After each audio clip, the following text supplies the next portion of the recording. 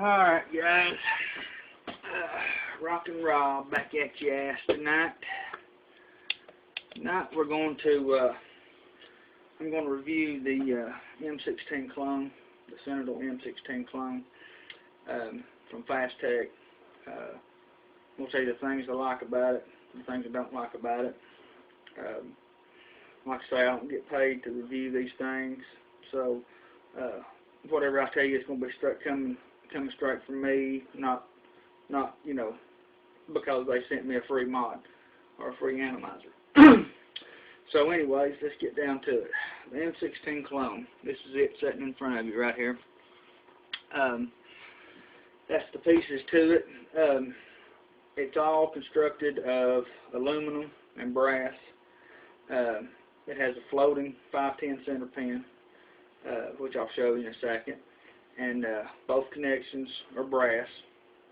It does have a spring-loaded fire button. Not too crazy about that. It has a locking ring. It's not reverse threaded. It's regular threaded. The M-16 it will house 18350, 18500, and 18650 batteries, and all like that. It does support button top batteries, and the overall dimensions of it is, the depth of it is 0.98 of an inch. The height of it is 2.65 inches. The width of it is 0.98 inches, and the product weight is 2.79 ounces. Alright, let's get to it. Here's your two end pieces. Screw on like this. It does have two air holes, or actually the M-16 has three air holes, one here, and one here. A lot of mods only have two, but this particular one has three. The threads on this thing, yeah, you know, they're not like a $200 mod or anything like that. Threads, I'm sure, but you know, they go on, you know, they on and off pretty good. But there again, it's a $10 mod. It's not a $200 mod. So I'm sure if you cross-threaded this thing, it would the threads would mess up really easy on it. I'm sure. Just have to be careful, you know, when you're threading it. But there again, if you're like me, you know, you're only going to put this thing together one time. You know, I use 18650 batteries in all my mods. So we'll get that together, get it about even on both sides. My OCD kicking in. Okay, there's that part of it. Fire button. It does have a locking ring. Turn it that way and it unlocks. Turn it that way and it locks. There again, there's your brass connection.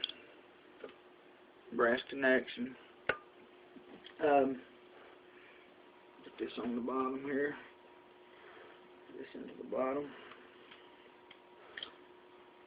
And this rubber O-ring in here, it's easy to lose, easy to pop out of there. It's popped out on me once already since I've had it.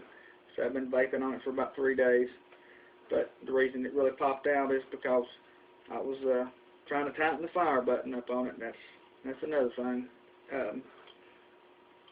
In this thing, I'll get to that in a minute. There's your center pin, 510 center pin. It is a floating center pin, which I love. A floating center pin, all that means is no matter what animizer I screw on this thing, it's going to sit flush with the top of my or you know, of the top of my 510 connection. See how that moved out? That little piece right there moved out. See, that moves in and out to, you know, with your animizer, with the particular animizer that you're using. See how that sits flush on top of that? No gaps. I love that. Now, you explained to me a $10 mod has a floating center pin, and a damn $50 mod, the Magneto. If you remember when I reviewed it, that was one of the things that I didn't like about it. $50-something mod has a fixed center pin, and a damn $10 mod has a floating center pin. I don't understand. But there again, the Magneto's flat on the top, and pretty much any atomizer you set on it, it's going to set flush anyways. So I'm going to screw the Nimbus on here to show you another one. It screws on it. See how that moves in and out to adjust with my atomizer. See, there again, flush. Anyway, that's all the floating center pin means is whatever atomizer I decide to put on top of this thing, it's going to set flush. And you always want to put your atomizer on your center pin before you put your center pin on your mod, or otherwise it won't work right. You know, it won't adjust. If your battery's already in there, and this is screwed onto your mod, it's not going to move right to where this is going to set flush. So there again, screw your atomizer on your center pin first, and then screw your center pin and atomizer onto your mod.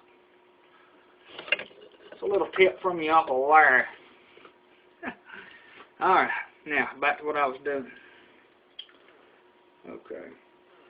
Now, I am going to be vaping quad coils on this thing.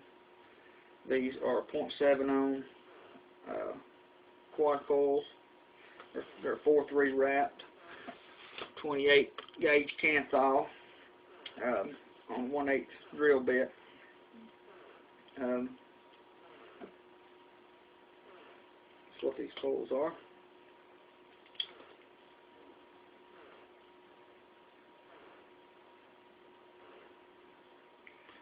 Well, without further ado, let's give her a shot. Oh yeah. You can hear it like a whirlwind in there.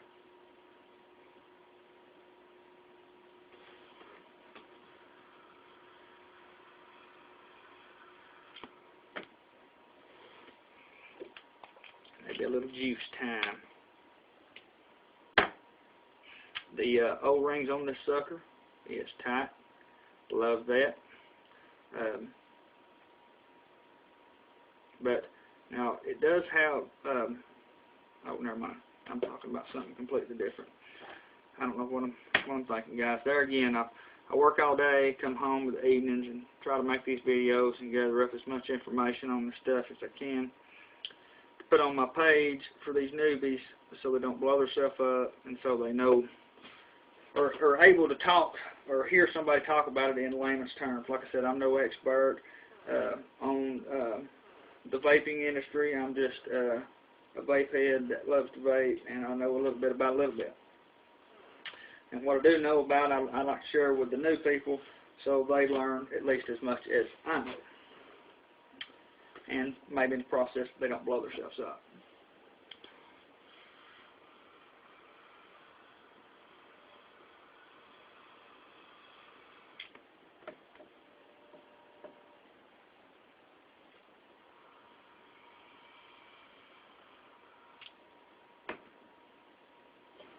Just so you know, I've yet to hit this fire button and it not fire. It's fired every time that I've hit it. It is spring loaded, however. It is a cheap clone, $10 mod. Springs are probably going to wear out, I'd say, fairly quick in this thing. But there again, you can get your spring kits and everything like that at Fast Tech for cheap.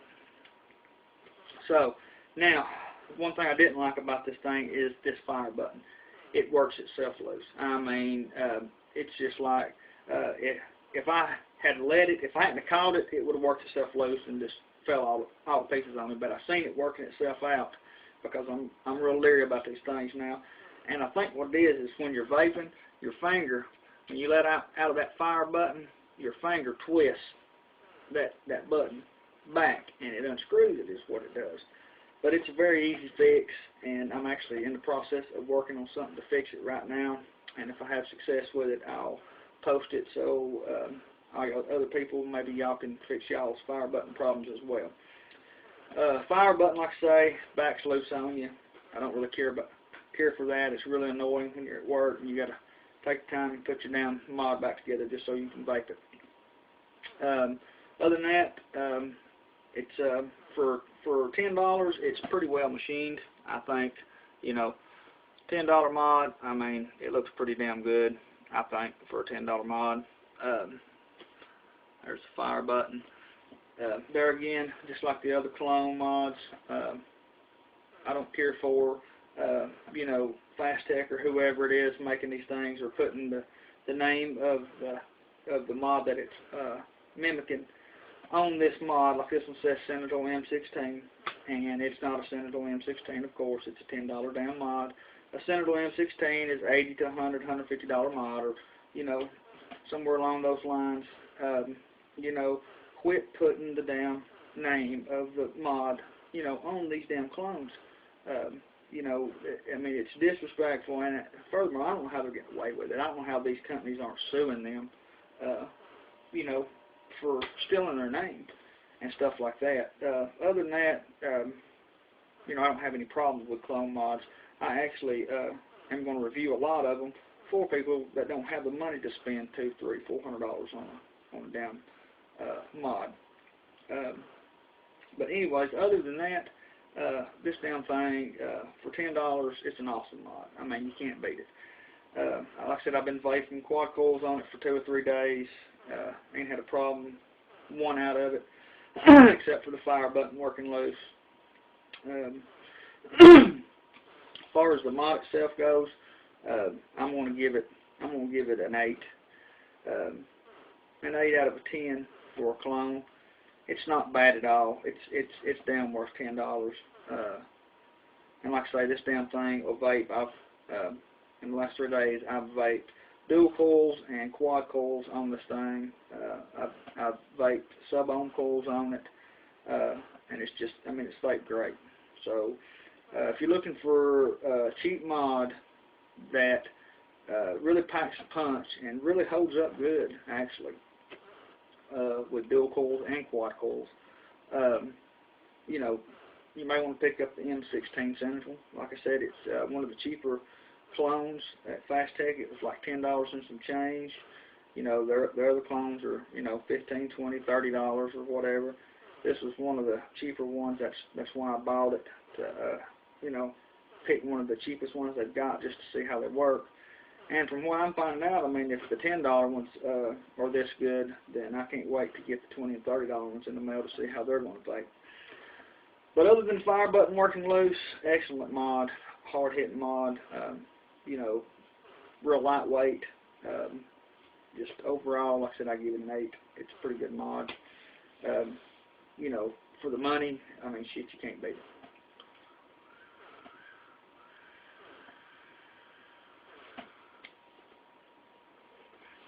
So, if you want me to get you a mechanical mod, but you're like, I'm not fixing to pay $200 or $300, I'm not even fixing to pay $150 for one.